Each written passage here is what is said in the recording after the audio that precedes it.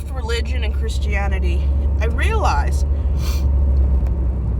that the more conservative and religiously traditional someone is, they are more likely, they about double their likelihood into having some form of PTSD, a sexual disorder, a shame spiral,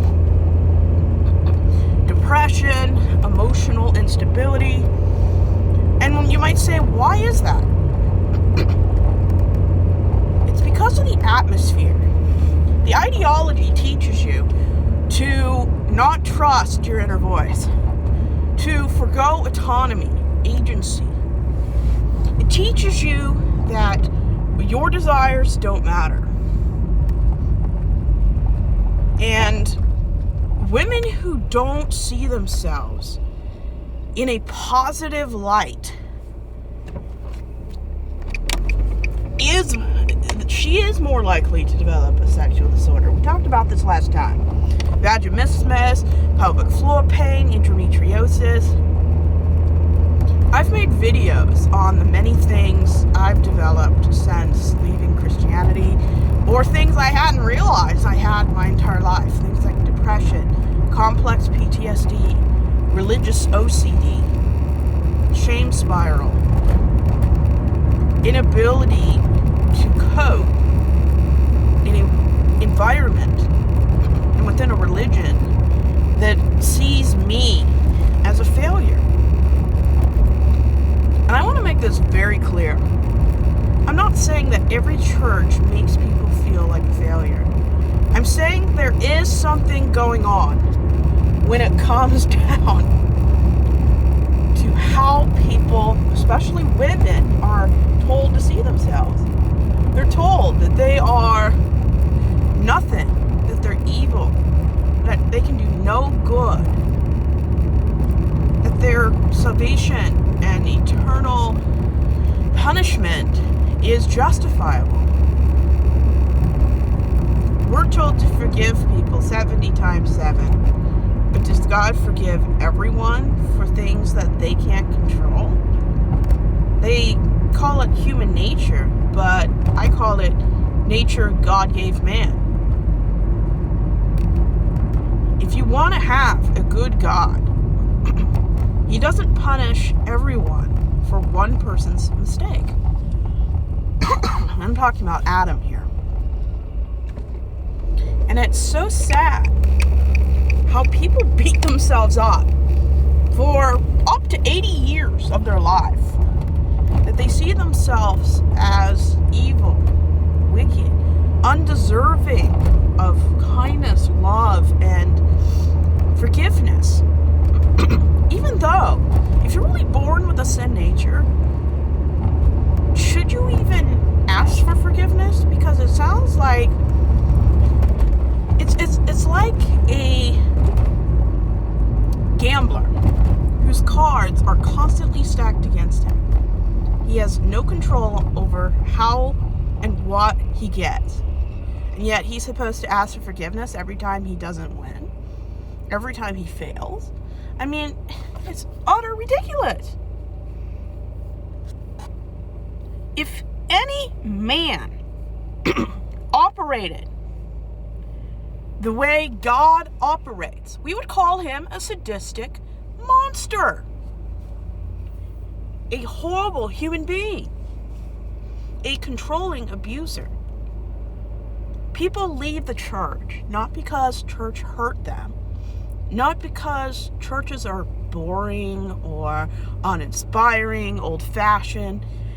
They leave churches because they see churches for what they are. And it's not all churches.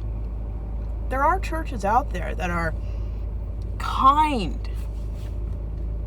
interesting, socially relevant.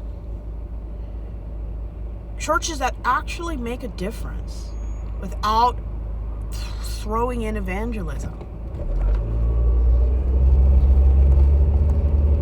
But the average church, especially in Baptist, fundamentalist, Calvinistic denominations, they women, 1 out of 3 women, feel like utter crap.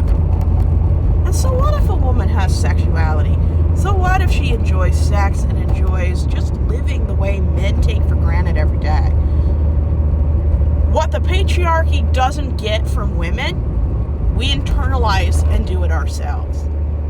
Nobody upholds the patriarchy like internalized female hatred of themselves. It's a different kind of homophobia.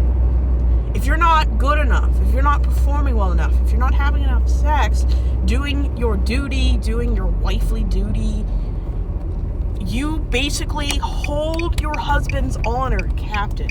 Churches actually believe it or not, if you're not giving your husband, who's a Christian, enough sex, he will cheat on you. I'm not kidding. You could actually keep people like Diddy, R. Kelly, Drake from harming, like assaulting women, having just awful ways that men treat women and enjoy treating women, will continue to treat women. Why? Because they can. Christianity rewards men, protects them, votes them into the White House. If you've attacked a woman, that makes you most eligible to be president. And that is just terrible. It's not a surprise that women internalize things. Women believe in the patriarchy more than men do. They really do. If all women woke up and said, you know what, I don't want to buy whatever the patriarchy, whatever men are selling. They can make their own legacies. They can't, by the way, if you're talking about having kids. You can't have kids without a woman. You can't have biological kids without a woman. If women just stopped giving a crap, stopped buying what men are selling them, wow, the patriarchy would die in less than 50 years. Men have to have women to get their toxic form of masculinity. If women did not give men the validation they crave, men would implode. That's why they want to control women's rights. Because, God forbid, a woman doesn't want to be a mother. Women deserve better. Men deserve better. We all deserve better. But until women decide that their needs and wants supersede a man's, we're screwed. And some of them are literally screwed. And legacy in marriage is how men trap women into a fantasy that women really don't want. Because if they knew what the fantasy really was, who the hell would want it? Not unless you're a trad wife, I'll say that.